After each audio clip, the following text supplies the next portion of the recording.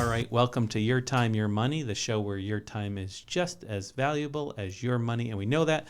Thank you so much for tuning in today. I'm here with my partner, Matt Torillo. What's up, Mark? We're here. We're ready. We're getting after it today. Yeah, I'm not afraid of this episode. Oh, that's should be afraid of this episode. No, we're going to go over fear today. Oh, fear, the four-letter F word that we can say on this show. Yes.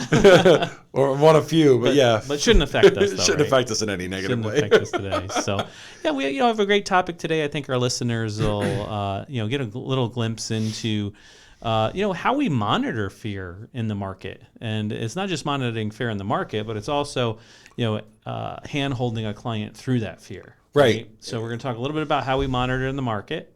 And we're going to talk a little bit about how we handhold clients. There's a lot of personal fear out there, right? So we'll kind of talk a little bit about strategies. So we'd be remiss to talk about fear and not mention something called the VIX. And I'm not talking the gel that you put on your kid's chest. I put some on my chest. My allergies have been acting up. When they're congested or whatever that might be. But the VIX is a measurement of fear that the market uses. And it's more of a measurement of volatility than it is of fear. But it is, does relate to consumer sentiment. Right. And what the VIX is it's an index, a tracker that, really tracks 30 days out of the market. So it gives you an idea of the aura of the market or the consumer sentiment of the market, and whether there's positive or negative sentiment in the market, because that's a telltale sign, right? Kind of looks like that, right? Kind of looks like that, yeah. Right? And it's and for our Spotify listeners, Matt's holding up a sign, and we have an amazing media guy now that hopefully he can do a pop up for us now, which will look really cool. Not on the car audio, buddy. but still, the VIX is almost like the thermometer of the market. It tells the industry where the sentiment is in the market, and if there's poor sentiment in the market, and that VIX shows that, it could lead to declines in, say, retail sales and other things along that line. Great opportunity to talk about it. Last week on Monday, the VIX spiked because there was the jobs numbers came back and they were very soft. So all of a sudden, everyone out there started to panic. Yeah, or the technical term is the job numbers came out and they were terrible. They were terrible, right? They were very low compared to what the expectation were. So everyone started to panic and they were worried about the recession, and then it just all of a sudden the VIX spiked and went up almost 3 times what it was early in the day. So it was at 8 and went all the way to 24. Yep. Which is the highest it's been since March of 2020, since COVID. Yeah, and just to remember, too, that that VIX is only 30 days out. So it's only tracking things that are about 30 days out, right? The market is notorious for correcting itself more than where the correction is correct. Really should go. Yep. Right? The market's always trying to build in correction ahead of time. Right. So anticipation, right? And it'll always recorrect past where it should have been, and then allows it to rebound shortly thereafter. Well, a great article I read on Monday was when retail investors were selling about $1 billion worth of assets, what were institutional investors doing? Buying. Oh, they were buying like crazy, $14 billion to be exact. And then within 3 days of the soft job numbers, the VIX settled. Yep. Came back down, and the market rebounded. Yep. So that's why when we talk about fear, right, it's something that you can't overcome. In our one of our sessions we did was great.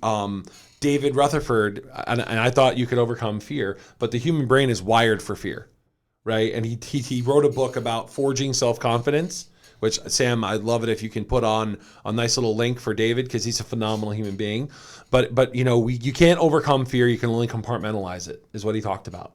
And he was a Navy SEAL, and the guy's been through some pretty heavy stuff. And I hope we can have him on one day. So he may have had some fear. Oh, he saw fear every single day. He was scared for his life. He wasn't just scared for his money. Right, so you can't. If you want to talk about that too, listeners can go back and listen to our episode with Phil Kuntz. Phil Kuntz, right? Navy SEAL, talks a little bit about that as well. Yeah, I hope we can have David come on, because he was phenomenal. He really put it in perspective for me, because I'm a big, strong guy, but I still am scared of stuff. Right, I'm scared of my kids getting hurt or something happening to them that is unexpected. Right, and right now baby boomers are scared of losing money. Fear of getting a yellow starburst. Right, yellow starburst. Oh, I hate yellow starbursts. Like they're like skunks, man. Right. So it's like, as advisors, we have to kind of handhold clients through this. What happens when there is a correction?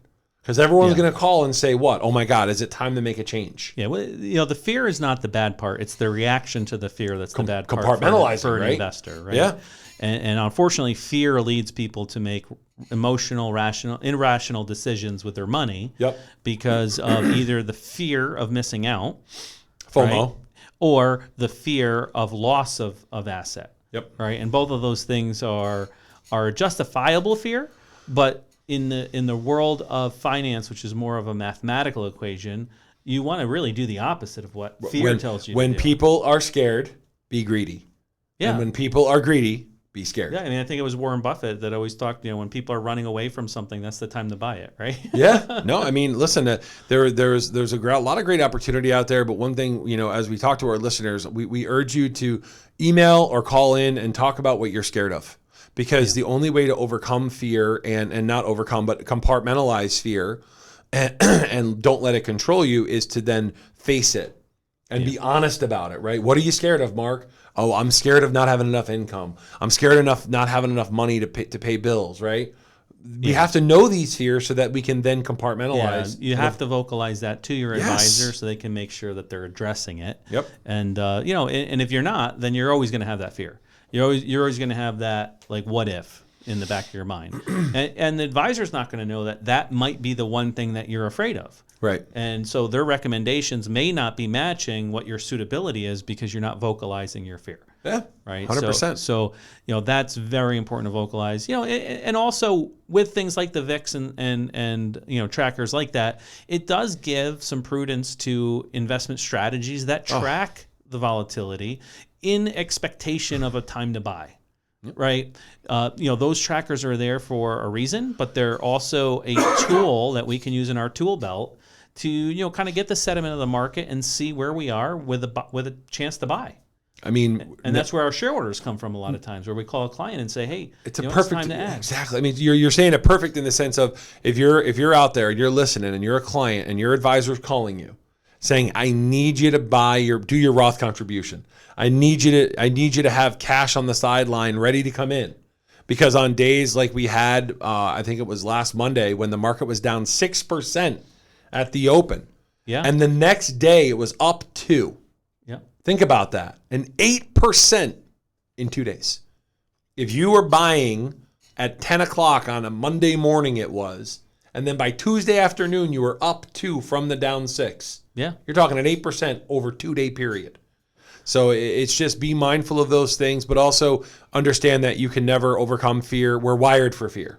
Yep. And it's okay, and that's part of life. It's just that some people's their threshold to react to it is higher. Right? If you're trained in the military, if you're a sniper, if you've been through, a lot of physical grueling tasks in your life. You manage an investment firm. Well, you manage an investment firm and you're pulling your hair out, look, thus no hair, right? You're accustomed to fear. You're never gonna get used to it or overcome it, but you're also going to be able to compartmentalize it a lot better and not let it affect you as much. Yeah, and I think this is a good call to action for our listeners. Absolutely. Is if you have fear, if you have things that you don't understand, if you have things that maybe haven't been addressed with your advisor, you can reach our group here, the Iron Tree Financial Group at 43 British American Boulevard in Latham, New York, 12110. You can reach us at 844-444-YTYM. And send your comments in. We always like to keep adding to shows that are of value to you, that you want to hear about. Yep. But more importantly, we're more than happy to do an independent review of your assets, independent review of your risk tolerance to see if your fear is justifiable or if there's recommendations that we can make to make your fear, I guess you would say, more palatable. Right. Absolutely. More palatable, or you compartmentalize it a little bit, right? Yep, exactly. So feel free to reach out to us, and we'll be happy to do a consultation with you. We look forward to our next episode that's coming up. And as always, it's your time and your money.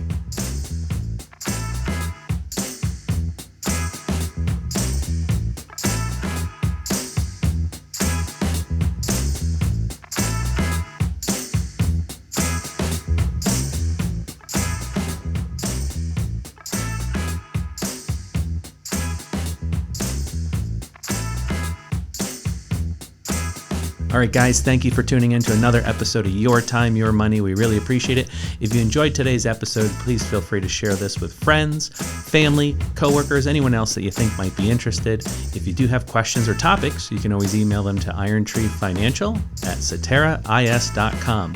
Please follow us on LinkedIn, Facebook, Spotify, Google Play, and many other sources that were available. And you can reach us at 844-444-YTYM. And as always, it's your time and your money.